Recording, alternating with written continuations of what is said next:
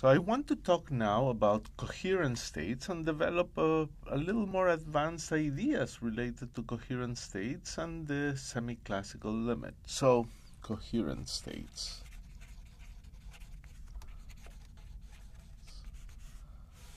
So let's consider the general form of those coherent states. So coherent states denoted by disket alpha, where alpha is a complex number. Now you may remember this alpha state is defined as an exponential of alpha times the creation operator minus alpha star times the annihilation operator. So this total thing in the exponent is anti-Hermitian, acting on the vacuum, and by the time you normal order this and you break it into creation annihilation operators, annihilators acting on the right, we've derived that this can be written as e to the minus 1/2 norm of alpha squared times e to the alpha a dagger on the vacuum. So alpha is a complex number, and physically you want to know what alpha is. So physically, what is alpha? Well, alpha is giving you information about the state that you have built, the coherent state that it's at any given time. This doesn't include the time evolution. You could find an expectation value of x and an expectation value of p in that coherent state. And in fact, alpha is encoding those expectation values as follows. Alpha is equal to expectation value of x over square root of 2d plus I expectation value of p d over square root of 2h bar. And this d is this constant with unit of length that you can build with h bar, m, and omega. It's the only constant with units of length you can build in the harmonic oscillator. And here you go. Basically, up to this constant d, the real part of alpha is the expectation value of x. The imaginary part of alpha is the expectation value of the momentum. Another property that we discussed before is the inner product of two coherent states. So the inner product was the beta with alpha. If alpha is equal to beta, this inner product is equal to 1 because this operator acting on the vacuum that defines the coherent state is in fact a unitary operator. So the length or norm square of every state is the same as the norm squared of the vacuum. On the other hand, when beta is different from alpha, the states are not orthogonal. So how much is this? Well, it depends how close alpha and beta are to each other. So you have a reasonable factor e to the minus 1/2 alpha minus beta squared, and actually a phase e to the I imaginary part of beta star alpha. And when alpha is equal to beta, then beta star alpha is like alpha star alpha, which is absolutely real. So this imaginary part vanishes, this exponential becomes 1. And if alpha is equal to beta, this thing is 0, e to the 0 is 1, and the inner product is equal to 1. So the first question that we want to understand is whether there's a completeness relation. Is there a completeness relation analogous to the usual completeness relation that you have in finite dimensional Hilbert spaces? So, is there a completeness relation of the form like sum over the basis states EI in a finite dimensional vector space is equal to 1? Well, it's not obvious, and we'll see there is one, but it will be unusual. So for this, we try to calculate the analog of this thing. When you had position states, what did we have? We had completeness relations of the form dx x x equal to 1. So here we're going to try to compute the following quantity. Integral over the two-dimensional space of complex numbers, alpha, alpha. So that's a natural thing that could be simple, and in fact, if you don't calculate it, you don't know what it is, and maybe simple, maybe not. So we're going to take our chances and do it.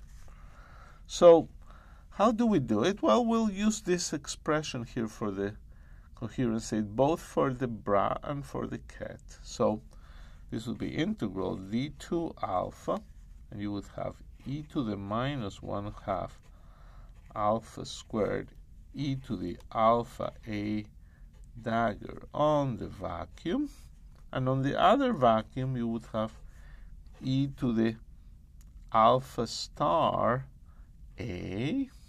Think of forming the bra associated with this ket, e to the minus 1/2 alpha squared. So this is equal to d2 alpha. Now the exponentials, there are two of them, we can combine them, e to the minus alpha squared. And now these exponentials of creation and annihilation operators, we're going to expand them. So this is going to be a sum over n, alpha to the n, a dagger to the n, on the vacuum over n factorial. And for the other one, we'll have sum over p, we'll have to use a different letter, 0, alpha star to the p,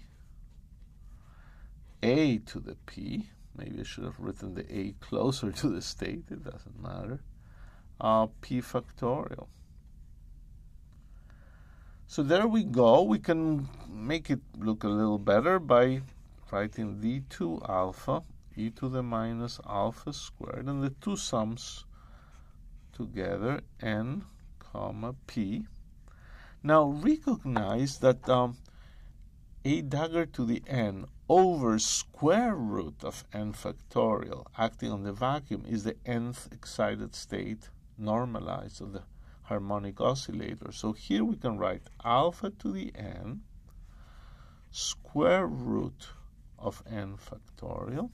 For the other one, alpha star to the n square root of p factorial times the nth state here and the p state here. So we've made very good progress in evaluating this integral. In order to make further progress, we have to change to polar coordinates. It's very suggestive because it's hard to do this integral otherwise, and we can exploit the simple angular dependence of this quantity. So let's think of using the alpha plane, but describing it with r and theta, so that alpha is equal to r e to the I theta. And in this way, you're thinking a two-dimensional complex plane, and d squared alpha is the area element, which is dr times r d theta. So this whole integral is going to simplify, and what will it become? Well, it will become the integral r dr from 0 to infinity, d theta from 0 to 2 pi, e to the minus norm of alpha squared is minus r squared. The sum over n and p still is there, but this time alpha is an r to the n, and this contains an r. Oops, that should have been a p. Oops, I didn't catch it. Alpha star to the p, so let's correct it. So alpha to the n, alpha star to the p, this gives us an r to the n plus p. Still we have square root of n factorial, square root of p factorial, but then we have also an angular dependence, e to the I theta n, for this alpha to the n, this contribution, minus p n p.